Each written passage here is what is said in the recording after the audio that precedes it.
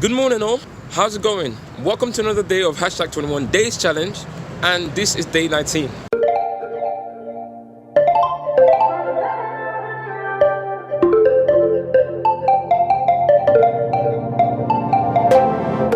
Want to keep it nice and clean, not freak out and cause a scene. I try to hold it together. Today, I'm just going to be focusing on production and writing music, releasing music, marketing music, and all of that. Because I was very fortunate, by the grace of God, to release a song, rather an EP last year in November.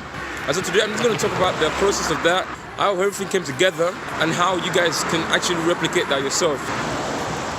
So when we talk about writing a song or producing a song, you have to actually start with an inspiration. So there has to be a source of something that inspires you to write a song. And for me, there was this place where I felt that nothing was working and nothing was working. But then through Christ, by the grace of God, there was freedom, there was a release. And so in that process, the idea for the song came. It was very much it was very much like a process of kind of releasing what I was feeling through music. And so if you were going to write a song, if you wanted to write something, you just have to write about whatever you're going through, whatever you're feeling at that time. It could be happiness, it could be joy, it could be good news, it could be love, breakup, whatever it is you're going through, you just pen it down, put it on the paper, and just start from there. Start with your inspiration, start with however you're feeling in that time, in that process, and that's how you start. So now, once you've had your inspiration and you've been able to pen it down and to kind of put everything on paper, the next stage would be to put a melody to the song and to kind of structure everything.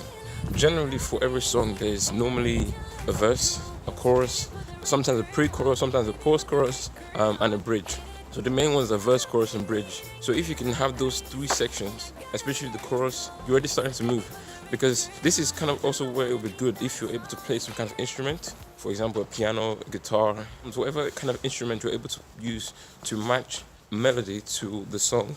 This is where you need that skill. This is where you have to put everything together. And once you have one verse, two verse, three verses, and a chorus and a bridge, then you're ready to go. And of course, also at this stage, everything works really differently for everybody, because some people find it easier when they get the melody first or when they get the words first. And so some people, again, depending on your skill, depending on your background in music, the process would differ. And so, for example, in my case, I actually got the melody for the song first. So I got the main kind of tune line for the song, and then the words came after. So once I sat down and used the skill that I had, like production, I had a laptop, I had a software to produce music, and then I produced the tune, and then the words came later, and then I wrote the rest of the verses, the bridges, and everything else came post the melody. So for you, it could be the words first, for you, it could be the melody first. You just have to work with whatever comes to you, especially in these early stages. So the next step actually would depend on kind of what you have around you. If you're a writer, singer-songwriter that doesn't really know how to produce or doesn't have the instruments to record a song, would be to get a producer or to get a recording engineer that can help you record it and put everything together. Because in my case, I was fortunate to, at the same time, kind of go to school for audio production. So I had studios available to me where I could record, I could mix, where I could master, and all of that things. Kind of search for somebody that can help you put that on a track. So record your song for you on a track and move from there.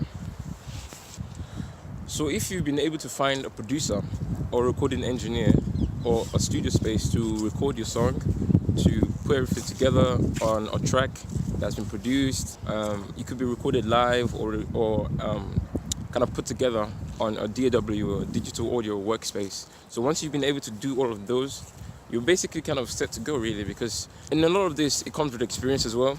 Most of it, I had to learn on the go. As the needs were rising, we have to fix the problem and things like that.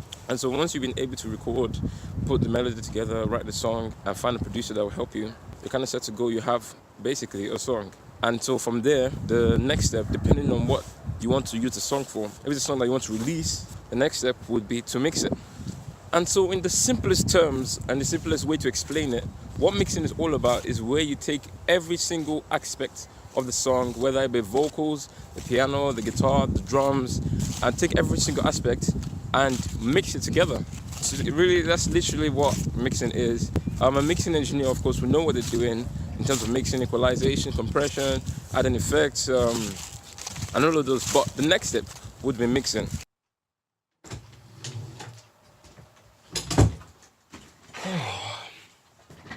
First of all, I'd like to apologize.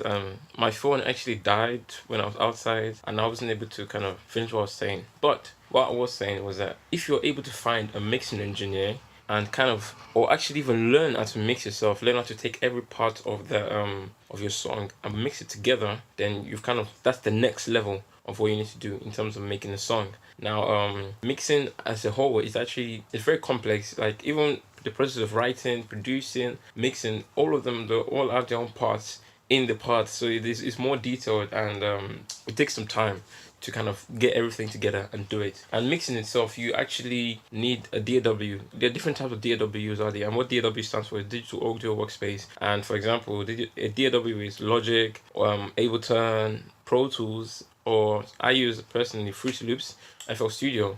And the reason why I use it is because I've used it for a while and it works for me.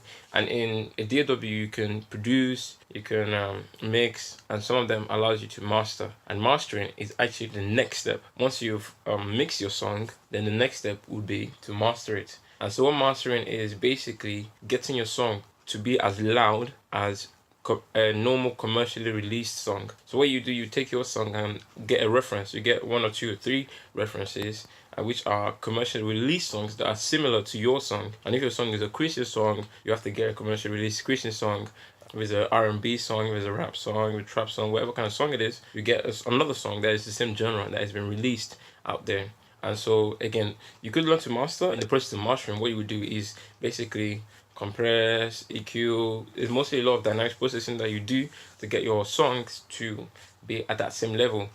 And so generally, the process of making a song is quite long. You have the writing, producing, mixing, and mastering. And like I said before, like especially in the writing and producing, the early stages, it might come differently. It might be the melody first, it might be the words first that come. But as long as you move forward with it, if you don't play an instrument, you could meet up with someone that plays an instrument, and then from there you can work things out, produce the song, get it together on a track, record it, mix it, master it, and all of that thing. In the most basic form, that's how you make a music. That's how you make a music. That's how you make a song. But anyways, I hope this has been very helpful for you guys. Again, I apologize for the drastic change of scene. Anyways, thank you for watching. This has been another day of #21 Days Challenge. See you guys tomorrow.